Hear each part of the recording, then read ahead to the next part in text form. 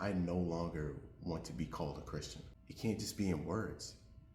And a lot of these people who are just spreading the gospel and trying to speak salvation and all that, they're not even good talkers at that. They're not even charismatic.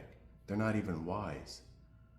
So whatever the words they're speaking, just words, are not even good words anyway. A lot of Christians like to attack sinners, call them gross, call them evil, say they're going to hell.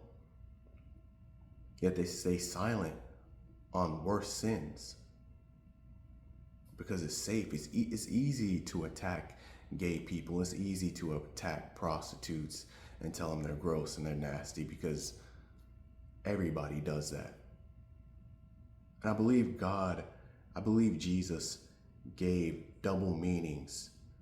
And one good example of that is when he was talking in Matthew 18 about being like children to enter into the kingdom of heaven. And then he goes on to say, if you cause one of these children to stumble, you know the threat. Like Matthew, I think it's Matthew 18:6 is one of his harshest threats, besides like his judgment later on.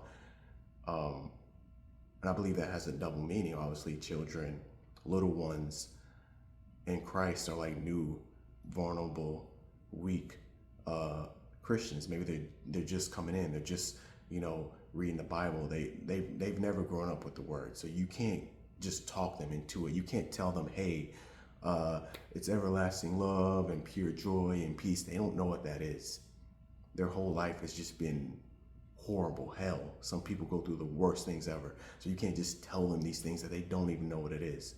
That's like trying to tell someone who's being buried underground about the sun. They've never seen the sun. You can't describe it to them. They don't know what that's like. They've been underground their whole entire life. And if you can't be that sun, that light for them, then what are you doing? You're just talking. You're just wasting your breath. And that's why I don't talk a lot. Like, I'm a Christian, but I don't talk a lot because unless I'm doing signs and wonders, until I get to that level, I feel like I'm just talking. I'm just whatever. Now, amongst other believers, yes, I'll talk all day. But for the unbelievers, I believe it takes another level. But also little ones, I think he literally meant little ones. We know that especially when it comes to, and I think this is, I highly believe this is why Jesus seemed a lot more compassionate when it came to certain sinners, whether it be prostitution.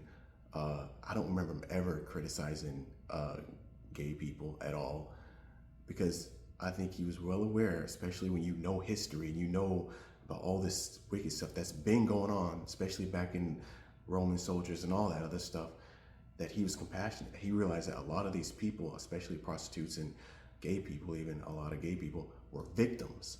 Like, it's not something that they just randomly chose. Like, a lot of them were forced into that. There's no reason to go at people with harsh words and think that's how you spread the gospel. The whole point is to bring people to Christ. Telling them that they're nasty and they're evil and they're going to hell without having no compassion for them.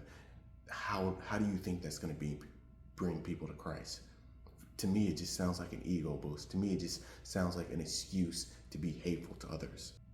There's no hate like Christian love makes sense, because a lot of fake Christians have just been horrible.